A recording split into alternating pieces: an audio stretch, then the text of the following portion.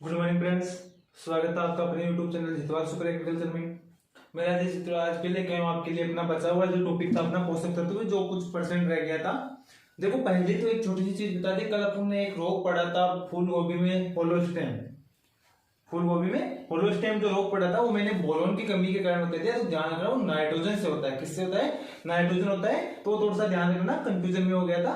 अब आगे अपन बात करते हैं। अपन ने सब चीजें देख ली कि जो न्यूट्रिएंट्स होते हैं उनके कमी के कारण से कौन से रोग होते हैं, उनके काम क्या क्या होते हैं, वो चीज देखनी है। उसके अलावा कौन से का प्रभाव पौधे पर कहाँ दिखाई देता है, कौन सा गतिशील होता है, किस रूप में पौधे उन्हें ग्रहण करते हैं, कितने पौधे के लिए आवश्यक होते हैं, ये सारी चीजें हमने देखी थी कि आर्नोल्ड ने अपनी अवधारणा 54 में दोबारा दी। उसमें 3 चीजें उसने बता दी थी कि जीवन चक्र पूरा करने वाला होना चाहिए, मेटाबॉलिज्म क्रियाओं में भाग लेने वाला चाहिए, एक ही कमी दूसरा कोई नहीं कर सके। ये चीजें अपने वहां पर देख ली थी। निकिल 17वां था, पौधों के लिए 17 होते हैं आर्नोल्ड के हिसाब से। आज अपन बात करेंगे पोषक तत्वों के कार्य एवं कमी के लक्षण। कमी के लक्षण या लाभ क्या होते हैं, उससे लाभ अधिकता से क्या फायदा होता है, कमी से क्या होता है। तो आज बात करते हैं अपन पोषक तत्वों के बारे में कि पोषक तत्वों के बारे में अपन बात करेंगे पोषक तत्वों के काम यानी कार्य अपन बात करते हैं। आज का जो टॉपिक अपना वो होगा पोषक तत्वों के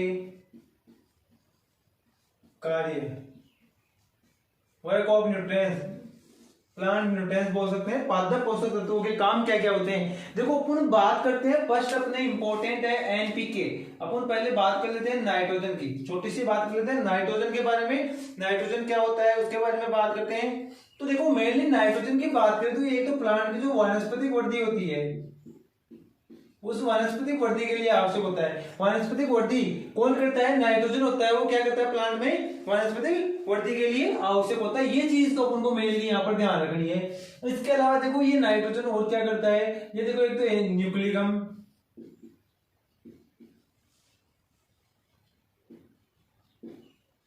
प्रोटीन, एंजाइम, विटामिन्स, इनके लिए क्या होता है? ये आवश्यक होता है। इनके निर्माण के लिए क्या होता है? ये आवश्यक या इनके संश्लेषण के काम करता है। अपन कह सकते हैं कि न्यूक्लिक अम्ल, प्रोटीन, एंजाइम, विटामिन का क्या करता है? का संश्लेषण करता है। क्या करता है? ये संश्लेषण का काम कौन करता है? नाइट्रोजन। क्या काम करता है? एक तो प्लांट की वानस्पतिक वृद्धि का काम करेगा, दूसरा न्यूक्लिक अम्ल, प्रोटीन, एंजाइम, विटामिन, इनके अंदर क्या करता है? इनका संश्लेषण। पौधे के अंदर इनका संश्लेषण कौन करता है? अपना नाइट्रोजन करता है। कौन करता है? नाइट्रोजन करता है। दूसरी बात करें तो ये एक हार्मोन होता है अपना ऑक्सिन। ऑक्सिन हार्मोन के लिए आवश्यक, हार्मोन के निर्माण के लिए जो ऑक्सिन हार्मोन होता है उस ऑक्सिन हार्मोन का निर्माण कौन करता है? अपना नाइट्रोजन ही करता है, के लिए आवश्यक बोल सकते हैं। इसके अलावा जो कले होते हैं, कलों की संख्या बढ़ा देता है। ये क्या करता है? कलों की संख्या बढ़ाता है, बढ़ाता है। किसकी संख्या बढ़ाएगा? कले। जो अपने इस्तेमाल में गेहूं होता है तो गेहूं में जो बालियां होती है उन बालियों की संख्या बढ़ाता है। कौन बढ़ाता है? नाइट्रोजन करता है। कौन करता है? नाइट्रोजन। तो नाइट्रोजन के काम क्या क्या हो गई? एक तो ये वानस्पतिक वृद्धि करता है, न्यूक्लिक अम्ल, प्रोटीन, एंजाइम, विटामिनों का संश्लेषण करता है, ऑक्सिन हार्मोन के लिए निर्माण, ऑक्सिन हार्मोन के लिए आवश्यक लिख सकते हैं, ये निर्माण करता है, आवश्यक लिख लो, के लिए आवश्यक होता है। और कलों की संख्या में क्या करता है? ये वृद्धि करता है। ये तो हो गई नाइट्रोजन की बात। अब बात करें अगर नाइट्रोजन की अधिकता हो जाएगी तो क्या होगा? नाइट्रोजन की अधिकता, देखो नाइट्रोजन की अधिकता हो जाती है तो पौधे में कोमलता आती है। क्या आती है? कोमलता आती है। और कोमलता आए या उसको अपन बोल सकते हैं मांसलता। कोमलता या मांसलता आने के कारण से क्या होती है? फसलें गिर जाती है, फसलों का गिरना। अब जब फसलें गिर जाएगी तो क्या हो जाएगा? इस कोमलता वह इसके कारण फसलें गिरेगी, और फसलें गिरेगी तो क्या हो जाएगा? रोग एवं कीटों का प्रकोप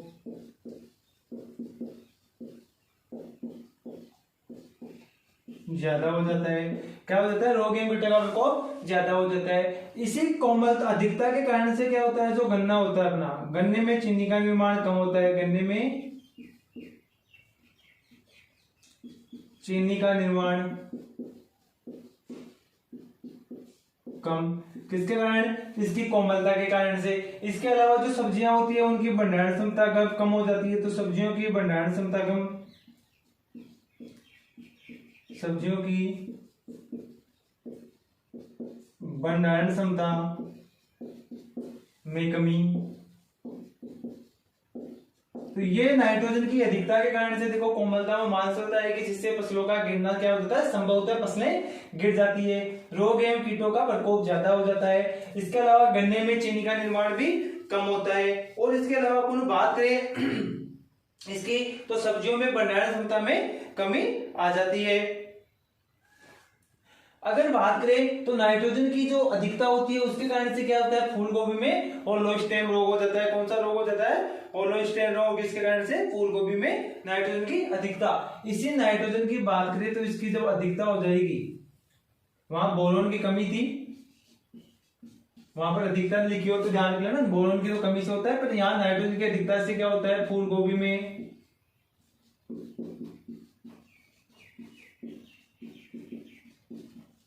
होलो स्टेम। कौन सा रोग हो जाता है? फूल गोभी में होलो स्टेम रोग। किसके कारण से होता है? नाइट्रोजन की अधिकता के कारण से हो जाता है। इसके अलावा अपन बात करें तो इसकी कमी। अब बात करते हैं नाइट्रोजन की कमी के लक्षण। अधिकता से तो अपन ने देख लिया क्या क्या होता है, कोमलता आएगी या मांसलता, जिससे फसलें क्या हो जाती है, गिर जाती है, या तना कमजोर हो जाता है, तना कमजोर हो जाता है, रोग एवं कीटों का प्रकोप ज्यादा होगा, तना कमजोर हो जाएगा। तो गन्ने के अंदर क्या होता है, चीनी का निर्माण कम होता है और सब्जियों की भंडारण क्षमता घट जाती है। अब बात करते हैं इसकी कमी के कारण से क्या हो जाएगा, तो देखो ये वानस्पतिक वृद्धि का काम करता है, तो पौधा बोना रह जाएगा, पौधा बोना क्या हो जाता है, प्लांट बोना रह जाता है, यानी प्लांट क्या हो जाता है, छोटा रह जाता है। इसके अलावा अगर अपन देखते हैं नाइट्रोजन के जो लक्षण दिखाई देते हैं एनपीके, एमजी और एमओ, इनको पुरानी निचली पत्तियों पर, तो अपन कह सकते हैं इसकी कमी के कारण से पुरानी पत्तियां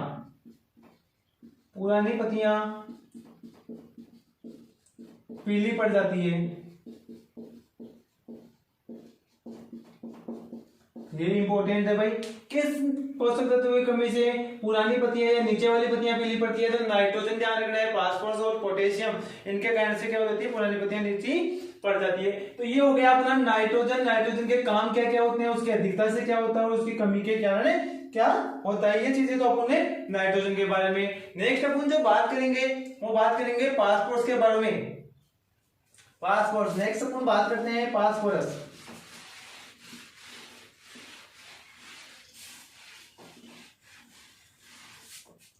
नाइट्रोजन हो गया, नेक्स्ट बात करते हैं फास्फोरस की। पी को बोलते हैं फास्फोरस बोलते हैं। देखो सबसे मेन इसका काम होता है वो होता है जड़ों का विकास। पूछा गया है भाई, जड़ों का विकास इंपॉर्टेंट है। जड़ों के विकास के लिए आवश्यक पोषक तत्व कौन सा है, पोटेशियम। कौन सा है, फास्फोरस। कौन सा है अपना, फास्फोरस हो जाएगा। जड़ों के विकास के लिए आवश्यक कौन सा है, फास्फोरस है। कौन सा है, फास्फोरस होता है। एटीपी के निर्माण में आवश्यक, एटीपी निर्माण का काम करता है ये। किसका, एटीपी, एडिनोसिन ट्राइफॉस्फेट। एटीपी निर्माण का काम भी कौन करता है, अपना फास्फोरस करता है। कौन करता है, फास्फोरस करता है। इसको क्या बोलते हैं, ऊर्जा की मुद्रा, ऊर्जा की currency of energy, currency of energy बोलते हैं इसको। क्या बोलते हैं, करेंसी ऑफ एनर्जी के नाम से भी इसको जाना जाता है। इसके अलावा देखो ये और क्या करता है, जो ऊर्जा होती है उस ऊर्जा का स्थानांतरण करता है। करेंसी ऑफ एनर्जी के नाम से भी फास्फोरस को जाना जाता है। और ट्रांसफर ऑफ एनर्जी आ जाए, चाहे ट्रांसफर ऑफ एनर्जी आ जाए चाहे करेंसी ऑफ एनर्जी आ जाए, दोनों ही क्या होगा, फास्फोरस आ जाएगा। और क्या हो जाएगा, मेड ऑफ एटीपी, निर्माण किसका, एटीपी का निर्माण में भी कौन आ जाएगा, अपना फास्फोरस आ जाएगा। क्या आ जाएगा, फास्फोरस। और जड़ों के विकास में भी क्या आ जाएगा, अपना फास्फोरस से उत्तरदायी होता है। इसके अलावा देखो अपना ये काम क्या करता है, बीजों में सुडौलता लाता है, कठोरपन लाता है, बीजों में सुडौलता। तो ये सारे के सारे किसके काम हो जाएंगे, फास्फोरस के। जड़ों का विकास, एटीपी का निर्माण, ऊर्जा की मुद्रा के नाम से जाता है, और ऊर्जा का स्थानांतरण का काम करता है, यानी ट्रांसफर ऑफ एनर्जी या करेंसी ऑफ एनर्जी, दोनों ही इसको बोलते हैं। यहां से क्वेश्चन पूछा गया है भाई, एक दो बार क्वेश्चन पूछा हुआ है। और बीजों में सुडौलता का काम भी कौन करेगा, अपना फास्फोरस करता है। या ध्यान रखना, इसी कारण ये जो है एटीपी निर्माण और ऊर्जा का स्थानांतरण, इस कारण से इसे क्या बोलते हैं, की ऑफ लाइफ इंपॉर्टेंट है। 100 बार कम से कम क्वेश्चन पूछ लिया गया होगा। की ऑफ लाइफ, जीवन की चाबी, जीवन की चाबी के नाम से किसे जाना जाता है, फास्फोरस को। किसे जाना जाता है, फास्फोरस को। यहां पर देखो कमी, फास्फोरस की कमी के कारण से क्या होगा, वही पुरानी बत्तियां द्रातिनुमा हो जाती है, द्रातिनुमा। इसको बोल सकते हैं हसियाकार। क्या बोल सकते हैं, जो पुरानी पत्तियां होती है वो द्रातिनुमा या हसियाकार हो जाती है। इसको कभी कभी लिखा हुआ जाता है सिक्किल लीफ। थोड़ा सा याद रखना, द्रातिनुमा, हसियाकार या सिक्किल लीफ। और देखो इसकी कमी से क्या होगा, अपन ने पढ़ा जड़ों का विकास, तो जड़ों का विकास क्या हो जाएगा, रुक जाएगा। तो जड़ों का विकास रुक जाता है।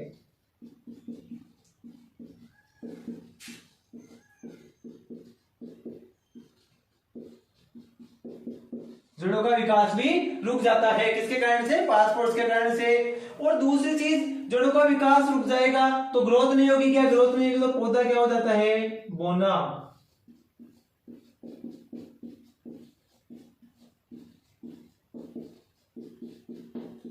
पौधा बोना 5 वर्ष। वनस्पति वृद्धि की कम किसके कारण से घट जाती है, नाइट्रोजन के कारण से। तो ये अपना 5 वर्ष हो गया। मेनली देखो पूछा जा सकता है इसके वर्किंग में से आपसे कि जड़ों के विकास के लिए, एटीपी के निर्माण के लिए ऊर्जा की मुद्रा या करेंसी ऑफ एनर्जी या ट्रांसफर ऑफ एनर्जी के नाम से, या बीजों में सुडोलता या की ऑफ लाइफ के नाम से किसे जाना जाता है, तो फास्फोरस हो जाएगा। और कमी, पुरानी पत्तियां या नीचे वाली पत्तियां होती है वो द्रातिनुमा, हसियाकार या सिकिल लीफ हो जाती है, सिकिल रूप में हो जाती है। जड़ों का विकास रुके जाता है या पौधा क्या हो जाता है, इसमें बोना रह जाता है। नेक्स्ट बात करेंगे अपन पोटेशियम की, बात करते हैं नेक्स्ट अपन पोटेशियम की।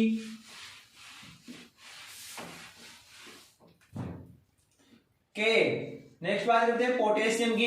देखो रंध्रों के खुलने एवं बंद होने में, क्लोज स्टोमेटा, रंध्रों के खुलने व बंद होने में, रंध्रों के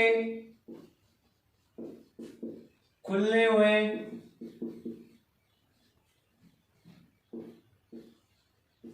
बंद होने में, रंध्रों को खोलने में और उनके बंद होने में क्या होता है, ये सहायक होता है। यानी या तो उनको खोलेगा और उनको बंद करने में क्या होता है, होने में सहायक होता है। कौन होता है सहायक, पोटेशियम। रंध्रों के खुलने में बंद होने में सहायक कौन सा होता है, इंपॉर्टेंट है भाई, यहां से क्वेश्चन पूछा हुआ है। कौन सा होता है अपना, पोटेशियम होता है। इसके अलावा जो प्रासरण नियमन, प्रासरण नियमन की क्रिया को नियंत्रण करता है।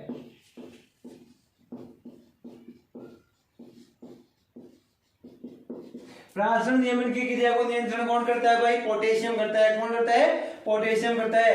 रोग एवं कीटों का प्रकोप कम करता है, तो रोग एवं कीटों का प्रकोप कम, रोग एवं कीटों का प्रकोप। कुल मिलाकर नाइट्रोजन का क्या होता है, उल्टा। नाइट्रोजन के अंदर क्या होता है भाई, वो रोग एवं कीटों का प्रकोप अत्यधिक होता है। वो क्या होता है, वहां पर तना होता है उसको कमजोर करता है, जबकि ये तने को क्या करता है, कठोरता ला कर देता है। तने में क्या करता है, ये कठोरता उत्पन्न करता है। इसके अलावा बीजों की गुणवत्ता बढ़ाता है, बीजों की गुणवत्ता बढ़ाता है। बीज होते हैं उनकी क्या करता है, गुणवत्ता बढ़ा देता है। अभी देखो यहां से पूछता है एक अपन को छुपी हुई भूख,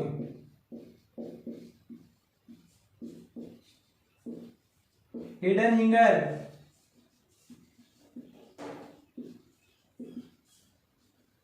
हिडन हिंगर के नाम से या छुपी हुई भूख के नाम से भी इसे क्या जाना जाता है, किसे जाना जाता है, पोटेशियम को जाना जाता है। इसके अलावा देखो एक पूछा जाता है, बहुत बार क्वेश्चन पूछा हुआ है भाई उनको, आरामदायक न्यूट्रिएंट्स।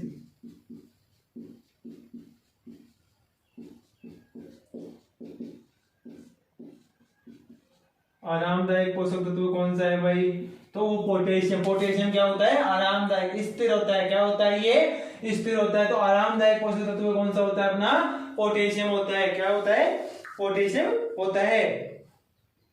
यहां बात करते हैं कमी। तो जो पुरानी पत्तियां होती है वो कैसे हो जाती है, बैंगनी। कैसे हो जाएगी, पुरानी पत्तियां होती है वो कैसे हो जाती है, यहाँ पर बैंगनी हो जाती है। और जो पत्तियां होती है उनके किनारे झुलस जाते हैं, पत्तियों के किनारे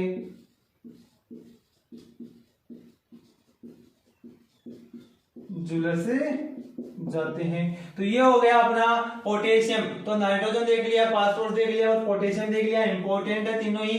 रंध्रों के खुलने व बंद होने में, परागण नियमन के क्रिया को नियंत्रण करने में, रोग एवं कीटों का प्रकोप कम करने में, बीजों की गुणवत्ता बढ़ाने में, छुपी हुई भूख या हिडन गन के नाम से भी जाना जाता है। यहाँ ध्यान रखना, आरामदायक पोषक तत्वों के नाम से भी इसको जाना जाता है। कमी के कारण पुरानी पत्तियों पर दिखाई देगी और कहां पर क्या हो जाती है, वो बैंगनी हो जाती है। कैसी हो जाती है, बैंगनी। और पत्तियों के किनारे क्या होते हैं, झुलस जाते हैं।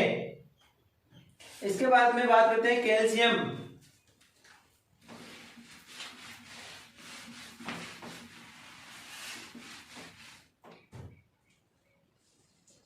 कैल्शियम सेल डिवीजन, कोशिका विभाजन का काम करता है। किसका काम करता है भाई, ये कोशिका विभाजन का।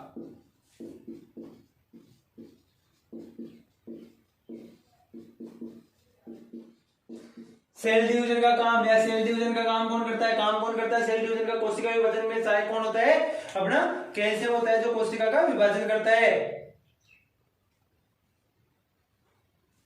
इसके अलावा बात करें तो जो कोशिका भित्ति होती है, सेल मेम्ब्रेन,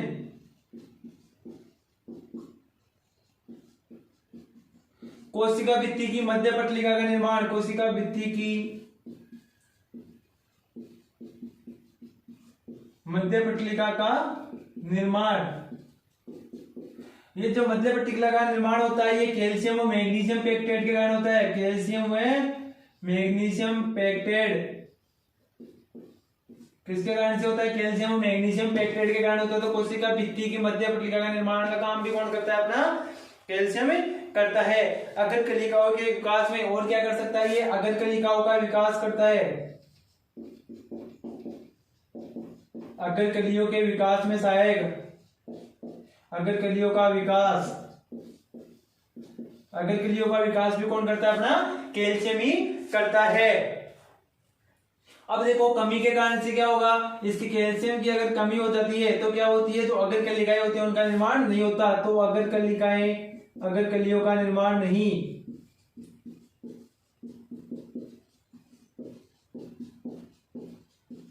अगर कलियों का निर्माण नहीं होता है तो ये अपना हो गया कैल्शियम। नेक्स्ट बात करते हैं अपन कैल्शियम के बाद में मैग्नीशियम।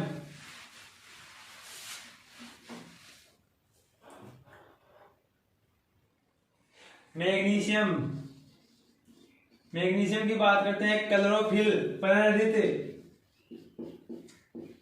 क्लोरोफिल इंपॉर्टेंट है भाई, मैग्नीशियम क्लोरोफिल या पर्णहरित का मुख्य घटक,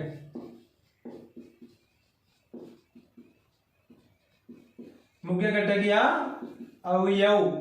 मुख्य घटक या क्या बोल सकते हैं इसको, अवयव। किसके लिए, क्लोरोफिल के लिए मुख्य घटक या अवयव कौन सा होता है, अपना मैग्नीशियम होता है। और ये क्या करता है, कार्बोहाइड्रेट का स्थानांतरण है।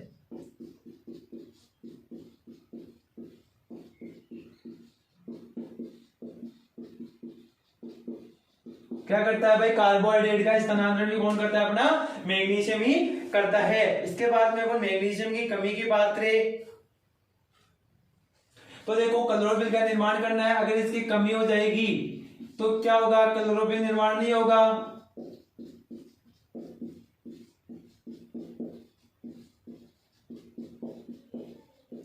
और क्लोरोफिल का अगर निर्माण नहीं होता है तो जो पुरानी पत्तियां होती है उनमें हरिमाहीनता, पुरानी पत्तियों में हरिमाहीनता आ जाती है। पुरानी पत्तियों में क्या आ जाती है, हरिमाहीनता आ जाती है। नेक्स्ट अपन जो बात करते हैं वो बात करते हैं सल्फर। नेक्स्ट बात कर लेते हैं अपन सल्फर की। देखो सल्फर बहुत ज्यादा इंपॉर्टेंट है तेल वाली फसलों में।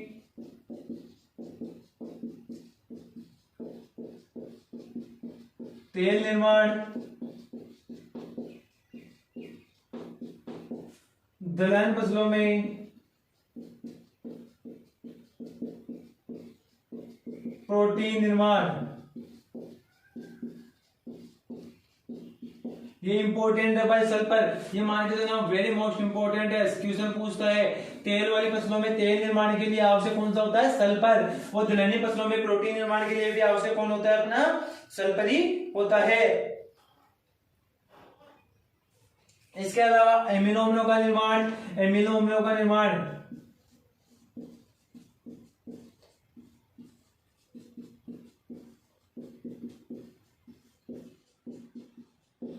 एमिनो अम्ल जैसे एक तो पता अपना होता है सिस्टीन, सिस्टाइन और मेथियोनिन।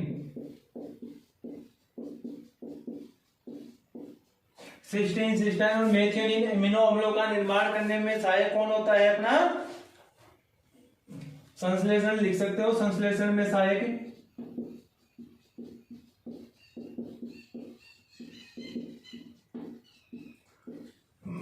कौन होता है भाई, सल्फर। कौन होता है, सल्फर। पूछ ले तेल वाली फसलों में तेल निर्माण, दलहन में प्रोटीन निर्माण और अमीनो अम्लों का निर्माण कौन करता है, अपना सिस्टीन, सिस्टीन, सिस्टाइन, मेथियोनिन के निर्माण में आवश्यक कौन सा होता है, अपना सल्फर आवश्यक होता है।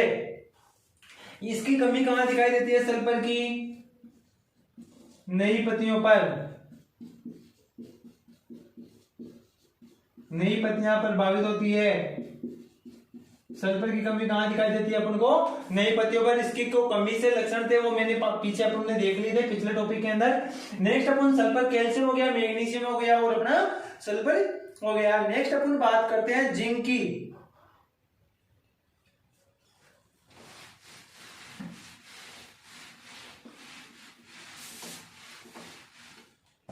जिंक पादप को वृद्धि के लिए प्रोत्साहित, वृद्धि हेतु प्रोत्साहित करता है, उत्तेजित, उसको क्या करता है, एक्टिव करता है। वृद्धि के लिए एक्टिव करने का काम कौन करता है, अपना जिंक करता है कि हाँ तू वृद्धि कर। तो एक्टिव कौन करता है, अपना प्रोत्साहित कौन करता है, जिंक करता है। इसके अलावा जो पौधे होते हैं उनमें जलावशोषण को बढ़ाता है, पौधों में जलावशोषण है, पौधों में जलावशोषण भी कौन बढ़ाता था, अपना जिंक। जलावशोषण बढ़ाने का काम जिंक करता है। और एंजाइमों की सक्रियता को बढ़ाता है, एंजाइमों की सक्रियता को बढ़ाता है। तो सक्रियता को बढ़ाएगा तो जिंक, और निर्माण में सहायक होता है वो कौन होता है, अपना सल्फर। कौन सा होता है, सल्फर होता है। वहां एमिनो अम्लों की बात आ जाए तो सल्फर, और एंजाइमों की सक्रियता की बात आ जाए तो अपना जिंक होता है। जिंक, इसकी कमी, जिंक की कमी के कारण से क्या होता है, एक तो पौधा बौना रह जाएगा, पौधा क्या रह जाता है इसके कारण से, बौना। क्योंकि अपन ने देखा था इसके बाद में, अपन ने कल देखा था इसका जो प्रभाव होता है वो नई व पुरानी दोनों पर। तो कह सकते हैं नई व पुरानी पत्तियां पीली पड़ जाती है,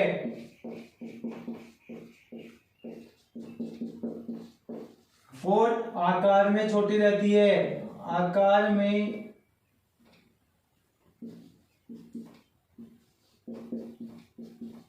छोटी रह जाती है। ये हो जाएंगे अपने जिंक की कमी के लक्षण हो जाएंगे। नेक्स्ट बात करते हैं कॉपर। नेक्स्ट बात कर लेते हैं कॉपर। इंपॉर्टेंट है भाई कॉपर। देखो फर्स्ट काम क्या करेगा, पौधों को कवक जनित रोगों से बचाना,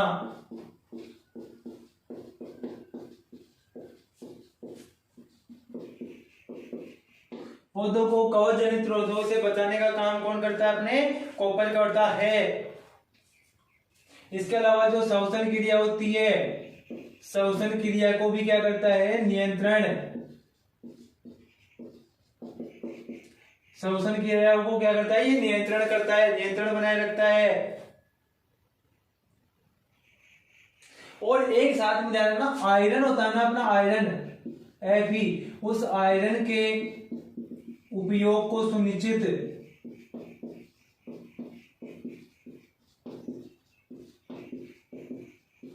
आयरन होता है, उस आयरन के उपयोग को क्या करता है? ये सुनिश्चित करता है कि हाँ आयरन के उपयोग को सुनिश्चित। ये पूछा जा सकता है भाई आपको, पौधों को कवक जनित रोगों से बचाने हेतु कॉपर लिया जाता है और श्वसन की क्रिया को नियंत्रण भी कौन करता है? कॉपर करता है। और आयरन के आयरन होता है, उसके उपयोग को सुनिश्चित कौन करता है? तो कॉपर करता है। बात करें कॉपर की कमी के कारण से क्या क्या होता है, तो देखो कवक जनित रोगों से बचाएगा तो कवक जनित रोगों का प्रकोप ज्यादा, कवक जनित रोगों का प्रकोप बढ़ता है, बढ़ जाता है। अरे भाई कवक जनित रोगों से बचाने का काम करेगा, कमी होगी तो उनका प्रकोप क्या हो जाएगा? बढ़ जाएगा। और सबसे ज्यादा कॉपर की कमी से नींबू वर्गीय फल प्रभावित होते हैं, नींबू वर्गीय फलों पर प्रभाव, फल सर्वाधिक प्रभावित। क्वेश्चन पूछ सकता है नींबू वर्गीय फल सर्वाधिक किस पोषक तत्व की कमी के कारण प्रभावित होते हैं? तो कॉपर के कारण से। या पूछ ले कि नींबू सर्वाधिक किसकी कमी के कारण प्रभावित होता है? तो कॉपर, सबसे ज्यादा कॉपर इंपॉर्टेंट कौन सा होता है नींबू वर्गीय के लिए? कॉपर पोषक तत्व बहुत ज्यादा इंपॉर्टेंट होता है। नेक्स्ट बात करते हैं मोलिब्डेनम।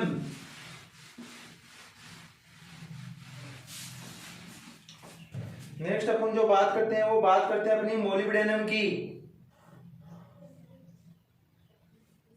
ना एमओ, देखो जो दलहनी फसलें होती है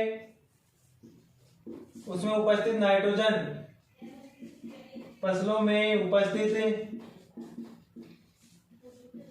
नाइट्रोजन, ये जो जीवाणु होते हैं दलहनी फसलों में उपस्थित नाइट्रोजन स्त्रीकरण जीवाणु के लिए उत्तरदायी, उपस्थित नाइट्रोजन स्त्रीकरण के लिए उपस्थित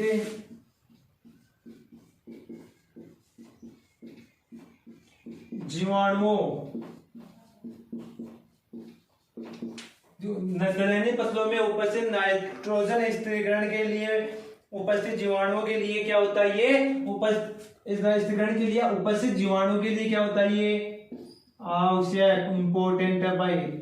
ये पूछ सकता है आपसे कि जो दलहनी फसलें होती है उसमें जो नाइट्रोजन स्त्रीकरण करता है, नाइट्रोजन स्त्रीकरण होता है, उसके लिए आवश्यक पोषक तत्व उन जीवाणुओं के लिए, जो जीवाणु होते हैं उन जीवाणुओं के लिए आवश्यक पोषक तत्व कौन सा है? तो मोलिब्डेनम है। दालों के अंदर जो नाइट्रोजन स्त्रीकरण करने वाले जीवाणु होते हैं उन जीवाणुओं के लिए आवश्यक कौन सा पोषक तत्व होता है? मोलिब्डेनम होता है। कौन सा होता है अपना? मोलिब्डेनम होता है। एक एंजाइम होता है देखो, नाइट्रेट रिडक्टेज एंजाइम का महत्वपूर्ण अंग होता है। नाइट्रेट रिडक्टेज एंजाइम का महत्वपूर्ण अंग होता है, महत्वपूर्ण भाग होता है, इंपॉर्टेंट है। पूछा जा सकता है नाइट्रोजन रिडक्टेड एंजाइम का महत्वपूर्ण भाग कौन सा तत्व होता है? मोलिब्डेनम होता है। कौन सा होता है अपना? मोलिब्डेनम होता है। और इसके अलावा देखो नाइट्रोजन का जो स्थिरीकरण होता है, नाइट्रोजन का जो स्थिरीकरण होता है उसके वाहक में भी क्या करता है? ये वाहक का काम करता है। तो अपन वैसे नाइट्रोजन अवशोषण में वाहक, नाइट्रोजन अवशोषण में वाहक का कार्य कौन करता है? अपना मोलिब्डेनम करता है। तो मोलिब्डेनम के लिए देखो इंपॉर्टेंट है ये वाला, सीधा सीधा पूछ सकता है दलहनी फसलों में नाइट्रोजन स्थिरीकरण करने वाले जीवाणुओं के लिए आवश्यक तत्व कौन सा है, मोलिब्डेनम मोस्ट इंपोर्टेंट है। और पूछ सकता है नाइट्रोजन अवशोषण में वाहक का काम कौन करता है, तो नाइट्रोजन के अवशोषण में जो वाहक का काम करेगा वो भी कौन करेगा, अपना मोलिब्डेनम। अति सूक्ष्म पोषक तत्व के नाम से भी इसको जाना जाता है। कमी, इसकी कमी से क्या होगा, देखो पुरानी पत्तियों पर दिखाई देगा, पुरानी पत्तियों पर सफेद धब्बे,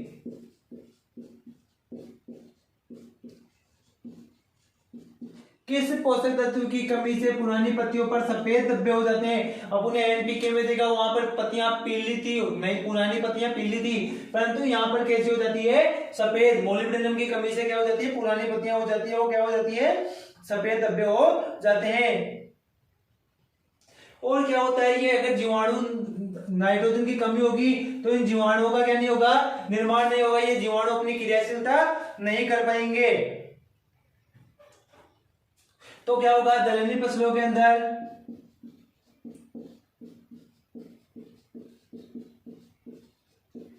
जो दलहनी फसलें होती है ना अपनी, उन दलहनी फसलों में क्या होगा, जो जड़ें होती है उनमें ग्रंथियों का निर्माण रुक जाएगा।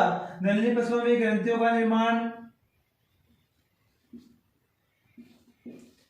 ग्रंथियों का निर्माण रुक जाता है।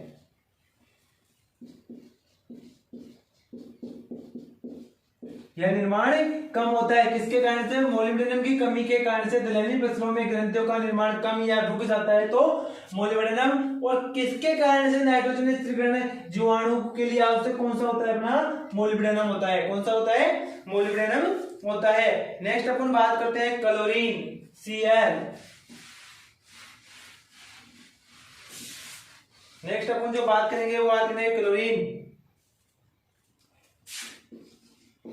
क्लोरीन इंपॉर्टेंट है, देखो कोशिका रस में धनायन को संतुलन इंपॉर्टेंट है। कोशिका रस में धनायन को संतुलन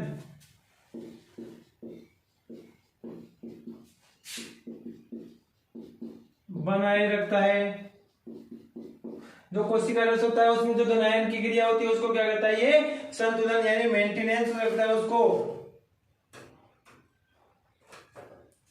एक अपना एंथोसाइनिन होता है, उसका संघटक होता है,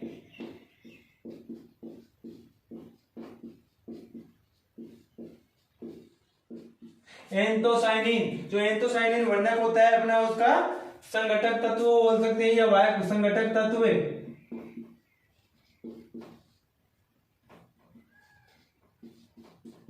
क्या होता है ये एंथोसाइनिन, जो एंथोसाइनिन होता है अपना, एंथोसाइनिन जो तत्व होता है उसका क्या होता है, संघटक तत्व होता है।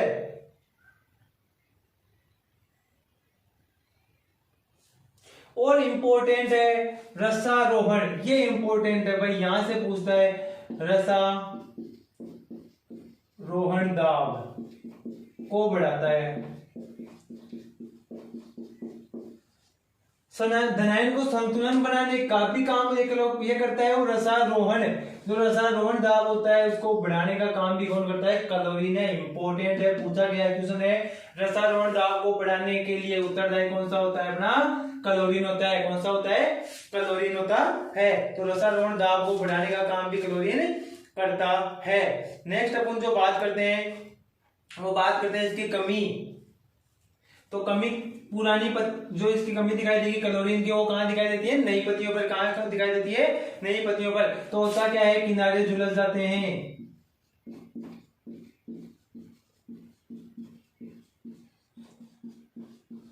क्या हो जाएगा, क्लोरीन के कारण से इसकी कमी, जो पत्तियों के किनारे होते हैं वो किनारे क्या हो जाते हैं, झुलस जाते हैं। नेक्स्ट बात करते हैं आयरन।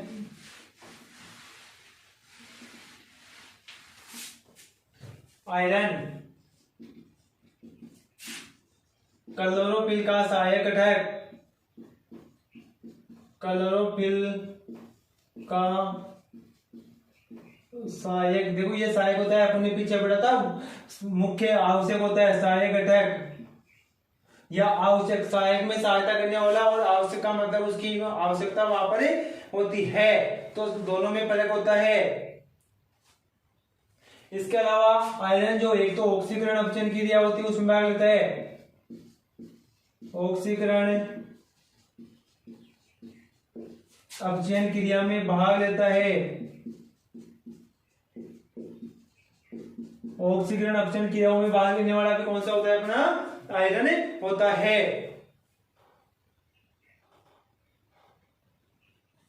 होता क्या है इसकी कमी? अंतःशिरा हरिमा हीनता क्या हो जाती है उसमें? आयरन की कमी से क्या हो जाता है? आयरन की कमी से क्या होती है? अंतःशिरा हरिमाहीनता हो जाती है। होता क्या है अंतःशिरा हरिमाहीनता में? जो पत्तियां होती है, कौन सी पत्तियां भाई? नई पत्तियों की बात है। ये पत्तियां क्या होती है? पीली पड़ जाती है। कैसी? पीली। परंतु जो किनारे होते हैं, क्या होते हैं? जो किनारे होते हैं पत्तियों के, वो हरे रहते हैं। कैसे रहते हैं? हरे। जैसे मान लो ये कोई भी अपनी लीव्स है, पत्ती है, तो इस पत्ती के यहाँ ये बीच में से, यहाँ से तो कैसी पड़ जाएगी? ये वाला भाग तो इसका पीला हो जाएगा। क्या हो जाएगा? पीला हो जाएगा। और ये वाला जो इसका भाग होता है, ये वाला भाग होता है, ये कैसा रह जाता है? हरा। इसको बोलते हैं अंतःशिरा हरिमाहीनता। क्या बोलते हैं इसको? अंतःशिरा हरिमाहीनता बोलते हैं। नेक्स्ट बात करते हैं बोरोन। नेक्स्ट अपन इसके बाद में अपन बात कर लेते हैं बोरोन की। तो बोरोन क्या करता है? जनन का काम करता है। याद रखना है बोरोन इंपॉर्टेंट है भाई। पौधों में जनन क्रिया के लिए आवश्यक, पूछा गया है क्वेश्चन है, पौधों में जनन क्रिया हेतु आवश्यक होता है। पौधों में किस क्रिया के लिए? जनन क्रियाओं के लिए आवश्यक कौन सा होता है? अपना बोरोन। इसके अलावा प्रोटीन का संश्लेषण करता है। तो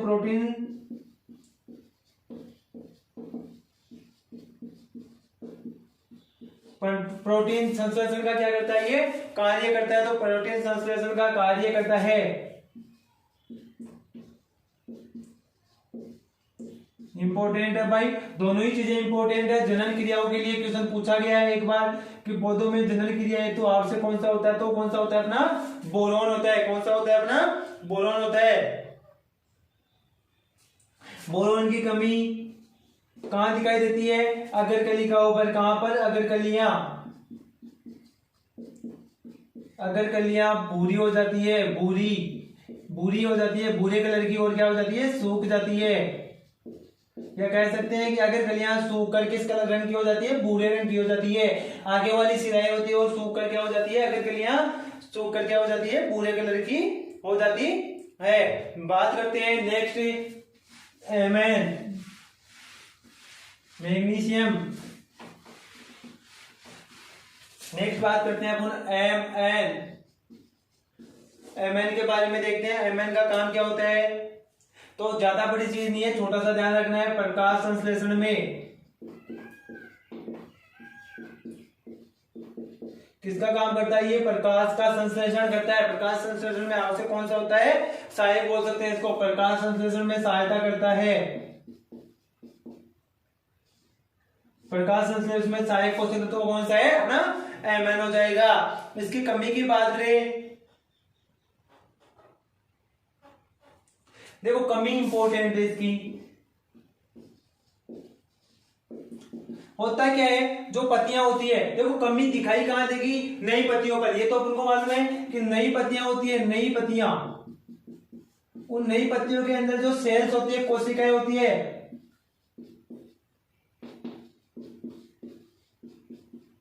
वो क्या हो जाती है? मर जाती है। या अपन बोल सकते हैं सेल्स इज डाई। नई पत्तियां होती है, उनके अंदर कोशिकाएं क्या हो जाती है? मर जाती है। कोशिकाएं मर जाती है, सेल्स मर जाती है। अर्थात कोशिकाएं मर जाएगी तो पत्तियां क्या हो जाएगी?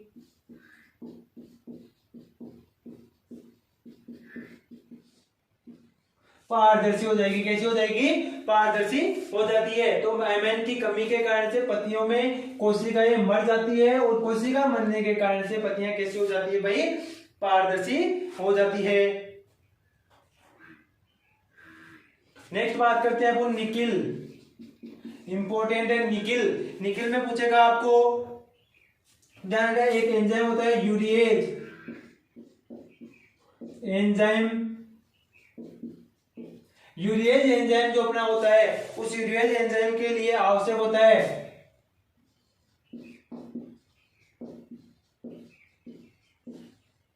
यूरिएज एंजाइम के लिए आवश्यक पोषक तत्व कौन सा है अपना? निकिल होता है। कौन सा होता है? निकिल होता है। और बीज की जीवन क्षमता बढ़ाता है, तो बीज की जीवन क्षमता है तो आवश्यक है, बीज की जीवन क्षमता बढ़ाता है। बीजों की जीवन क्षमता बढ़ाने के लिए कौन सा इंपॉर्टेंट है भाई? निकिल। कौन सा है? निकिल इंपॉर्टेंट है, ध्यान में रखना है अपन को। इसके निकिल के जो भी प्रभाव थे अपन ने सारे के सारे देख लिए थे। छोटे छोटे हैं भाई, बड़े वाले तो सारे हो गए। बात करते हैं सोडियम। सोडियम भी इंपॉर्टेंट है, सोडियम से भी क्वेश्चन पूछा जाता है। चुकंदर में सूखे के प्रति प्रतिरोधकता बढ़ाने का काम करता है, तो किसमें करता है ये? चुकंदर में सूखे के प्रति प्रतिरोधकता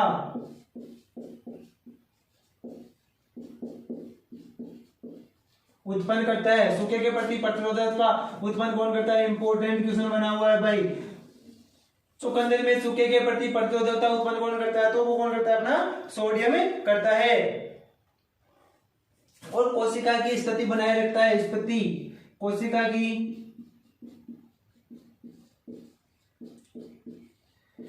जो कोशिका होती है, जो सेल्स होती है अपनी, उस सेल्स की क्या करता है? स्थिति बनाए हुए रखता है, उनकी मैनेज रखता है, स्थिति बनाए हुए रखता है।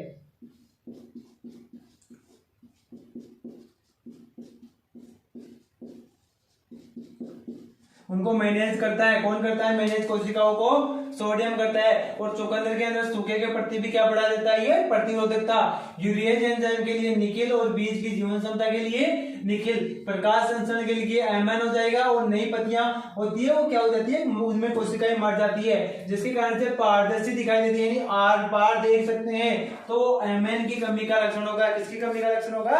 एमएन की कमी का लक्षण होता है। आगे बात करते हैं अपन वेनेडियम।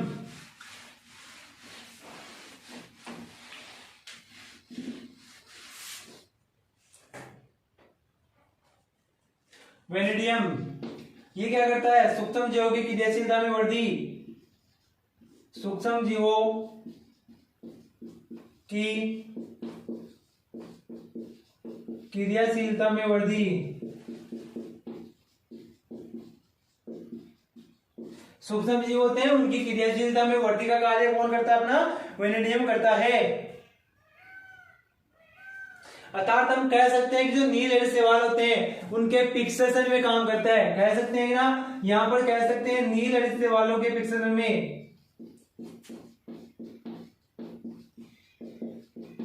शैवालों के फिक्सेशन में, जैसे एंटोस्टेरॉन होता था, वैसे नील एयर शैवालों के फिक्सेशन में काम कौन करता है? वेनेडियम करता है। इंपॉर्टेंट है। नेक्स्ट बात करते हैं अपन सिलिका। एसआई भाई इंपॉर्टेंट है बहुत ज्यादा। सिलिका एसआई बहुत ज्यादा इंपॉर्टेंट है। मोस्टली इसका उपयोग सबसे ज्यादा किस फसल के लिए देखा जाता है? चावल व गन्ने में। गन्ने में, चावल व गन्ने के लिए मुख्य पोषक तत्व कौन सा है? अपना सिलिका हो जाएगी। कौन सा हो जाएगा? सिलिका। देखो चावल में क्या करता है ये? एक तो चावल में शुष्क भार क्या करता है? चावल होता है उसका शुष्क भार व ताजा भार में वृद्धि। एक तो शुष्क भार बढ़ाएगा और उसका क्या करता है? ताजा भार बढ़ाता है। ताजा भार में क्या करती है? वृद्धि करता है। भाई मोस्ट इंपोर्टेंट क्वेश्चन बनता है, चावल के शुष्क भार में वृद्धि किस पोषक तत्व की कमी अधिक के कारण से होती है? सिलिकन के कारण से होती है। किसके कारण से? सिलिका। अब दूसरी जो अपना चावल होता है वह गन्ना, उनमें टिलर्स यानी कलों का निर्माण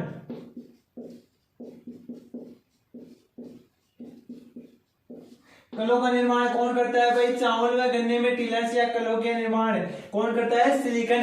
एक तो निर्माण और वृद्धि, निर्माण व आकार में वृद्धि,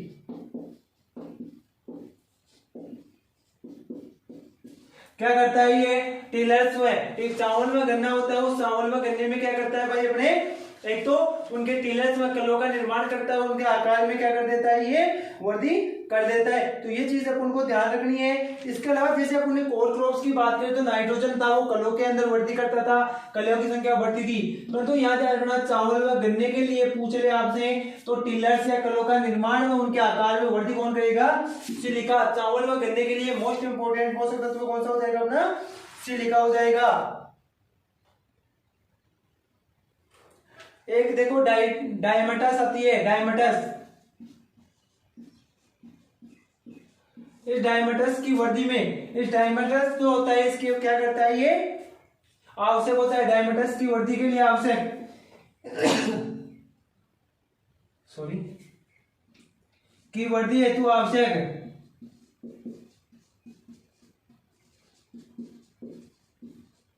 क्या होता है? इसकी वृद्धि के लिए ये आवश्यक। ये होता क्या है? ये एक सेवाल होती है। क्या होती है? एक सेवाल है। डायमेटस क्या है? एक सेवाल, और सेवाल की वृद्धि है तो आवश्यक कौन सा होता है अपना? सिलिकॉन होता है। कौन होता है अपना? सिलिकॉन होता है।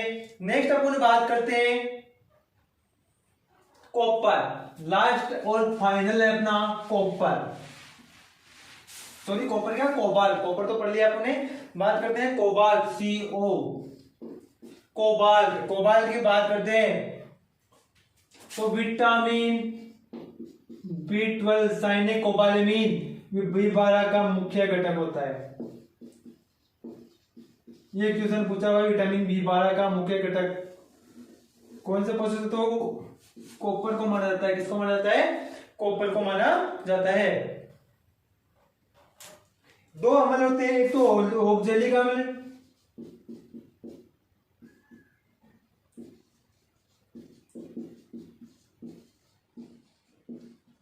एक होता है मैलिक अम्ल। एक तो ऑक्जेलिक अम्ल और एक कौन सा होता है अपना? मैलिक अम्ल की सक्रियता को बढ़ाता है। इन दोनों की क्या करता है? ये सक्रियता को बढ़ाता है।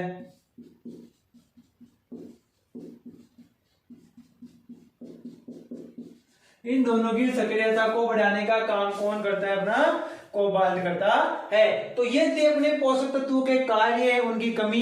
इसके अलावा कमी के जो और भी रोग थे, कौन कौन से रोग होते हैं या कहां पर इसका प्रभाव पौधे पर देखा जाता है, कौन कौन से पौधों में गतिशील होते हैं, किसने इनकी खोज की, कितने होते हैं, ये सारा अपन ने पिछले टॉपिक में पढ़ लिया था। और आज अपन ने देख लिया पोषक तत्वों के कार्य एवं उनकी कमी से होने वाले रोग एवं लक्षण व अधिकता के लक्षण। थैंक यू, आज के लिए इतना ही।